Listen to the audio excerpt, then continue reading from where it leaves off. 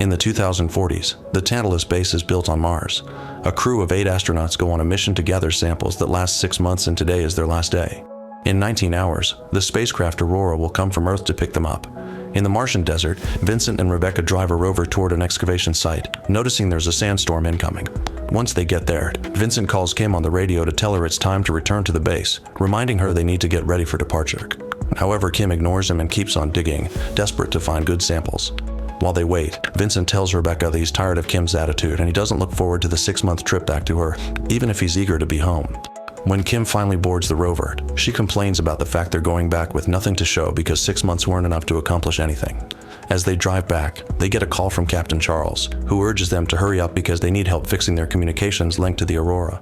At the base, Richard manages to restore the signal but also has to fix the power, which has been in trouble because of the storm. Meanwhile, Marco asks Charles for a last trip to the excavation site because he needs to fix a broken gamma sensor. Charles is hesitant, but eventually agrees, telling him to take Richard too and to return before dark. When the trio arrives and sees Marco and Richard leaving, Kim complains because it isn't fair that she was forced to come back while the guys get to leave again. On the way to the site, Richard is shocked to learn Marco lied. They aren't going to fix anything. They're going to pick a sample of something called microscopic anomaly. Back at the base, Vincent repairs the cooling system while chatting with psychologist Robert. He's noticed the approach trajectory of the Aurora and thinks it looks like drunk driving. Meanwhile, Kim checks Marco's workstation to find his real intentions behind the trip and discovers an image of cavities on a rock.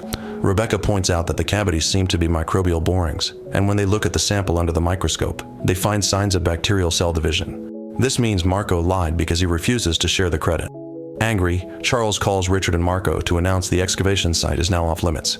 However, Marco tells Richard to pretend that he didn't hear Charles because of the bad signal. Then Marco takes a soil sample from the dig site, and as he takes a closer look, the ground under him begins shaking and suddenly collapses, causing Marco to get stuck underground. Richard rushes out of the rover to help, but he can't see well because of the steam. Moments after Richard asks for backup, Charles and Lauren arrive to rescue Marco. Richard thinks Marco is already dead, but Lauren disagrees and tries to go down the pit. Charles immediately stops her, saying the pit is too dangerous in its current state. They decide that Lauren will stay behind to keep watch while Charles and Richard return to the base to pick up Cropper rescued here. At the base, Kim tells Charles that she wants to announce their discovery. Richard points out that Marco died, but Kim thinks it's Marco's own fault for not respecting protocol and makes Richard mad. The group contacts Mission Control, who has seen the report and gives them permission to retrieve Marco regardless of the risk. Before leaving, Robert wants Charles to scold Kim for her behavior because Marco's death isn't his fault, but Charles says that every crew mistake is his responsibility. While Charles takes Rebecca, Robert, and Vincent back to the site, Lauren waits in the rover. Suddenly she hears someone trying to get inside the vehicle and tries to inform Charles over the radio, but he can't hear her because of the storm interference. When the team finally arrives at the excavation site, Lauren has disappeared. They assume she fell in the pit, so Vincent straps his suit to a rope and goes down. As he's about to reach the bottom, he notices a microbial organism growing on the rock formation. The further he goes down, the worse Vincent feels, and he starts hyperventilating as he has flashbacks of the time he was accidentally trapped in the Aurora. Noticing this, the others immediately pulled a rope to bring him back. Vincent takes a moment to calm down and tells them he didn't see anyone down there. Then Robert looks around the area and is surprised to find 2 sets of footprints in the direction of the base. This doesn't make sense because they could have just taken the rover. The team calls Kim to tell her to get ready for possible casualties, and in return Kim points out that if Marco's suit is damaged, he could be suffering from brain damage due to oxygen deprivation. At that moment, Richard checks the tracking system and sees 2 figures 50 meters away from the base. As Kim tries to establish contact with them on the radio, Richard goes to the airlock to let them in. At the same time that Kim sees a strange figure slowly making their way to the base, Richard opens the airlock and Marco falls to the ground, revealing a hole in his helmet. Richard helps him take it off, but steps back in shock when he sees Marco now looks like a zombie. Suddenly, Marco stands up and grabs an electric drill to attack Richard, stabbing him in the gut. Richard falls but manages to move enough to trigger the alarm. Kim rushes to the airlock, but as soon as she sees Marco, she runs away to hide in another room. Soon Lauren reaches the airlock too, revealing she's also infected. Richard struggles with his pain and manages to run into another room, locking the door behind him. Lauren goes after Kim instead, who starts fighting a creature the best she can considering she's no soldier. Soon Marco joins her and Kim uses every object in the room to defend herself. One of the creatures gets distracted by drinking some liquid on the floor, so Kim knocks the other down and runs, locking the store as well. Before passing out, Richard manages to say Mayday on the radio. When the others come back, Charles tells them to wait outside while he investigates, finding a complete mess inside. He finds Kim as Marco starts breaking down the glass door, so Charles orders her to get in a suit while he tries to hold the creatures off. Soon Marco gets out and Charles tries to reason with him, but it doesn't seem that the infected brain understands words. Once she's suited up, Kim leaves the base and Charles runs to the airlock. On his way out, the infected astronauts catch up to him and stab him on the shoulder. After some struggle, Charles goes out and reunite with the others. They disable the door to trap their sick friends and Vincent complains, but Kim shows him the creatures' faces while pointing out they aren't humans anymore. The group runs to hide in the greenhouse dome and Rebecca tries her best to treat Charles' wound even though she isn't a doctor. Charles realizes that he's dying and gets sad because he can't remember what his family looks like, so he asks the crew to tell his family that they were in his thoughts. Suddenly Charles grabs Robert by the neck, so the others have to pull him back and try to calm him down. A desperate Vincent holds him down until Charles has trouble breathing. Then Charles tells the crew they'll never see home and passes out. Vincent thinks he's dead, but Kim immediately ties Charles to the table in case his body reanimates like Marco and Lauren. Upset by the sight, Vincent covers the body with a blanket. While discussing what to do, Vincent looks under the blanket and sees the infection spreading. Moments later, they hear an explosion outside, so they look at the monitor to discover that the infected astronauts have escaped by using an explosive on the airlock. Soon they make it to the dome and start pounding on the door at the same time Charles' body shakes for a few seconds. The crew wants to contact the space station, but the comms are down, so Vincent volunteers to go through the oxygen pipe to get back to the base and fix the system. After Vincent leaves, Rebecca takes a sample of Charles's blood and notices that he's infected too. Minutes later, Vincent stops crawling because he is having a panic attack as he's haunted by the memories of his accident at the space station. On the radio, Rebecca helps him calm down by saying everyone in the team is as scared as he is. When he finally reaches the base, he finds blood all over the place but still gets down to work. Back to Rebecca, she wonders if antibiotics could neutralize the bacteria and injects Charles with a solution. Charles' body immediately starts shaking and contorting, so Rebecca thinks he may be fighting the infection. However, Kim points out that the movement is just the body's reflexes having a natural reaction. Once the body stops moving, Rebecca takes another blood sample and discovers that the bacteria is no longer multiplying, meaning the solution doesn't cure the bacteria but does slow it down.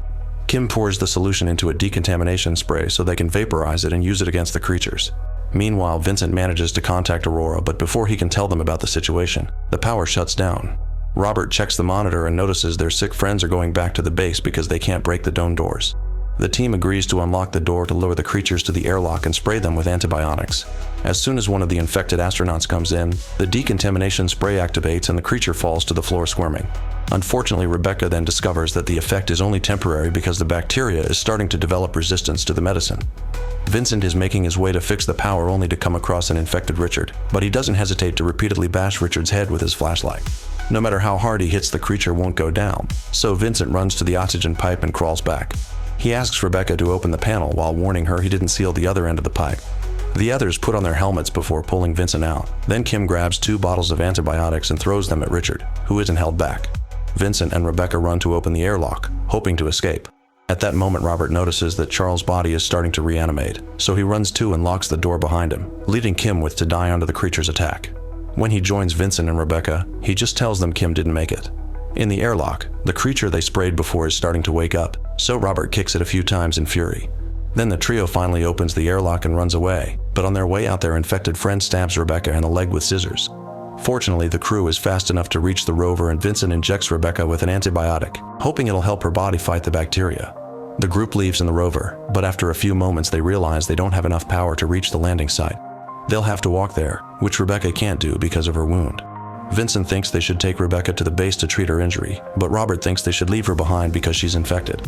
Rebecca points out Robert may be infected too because Charles grabbed his neck, but Robert changes the subject.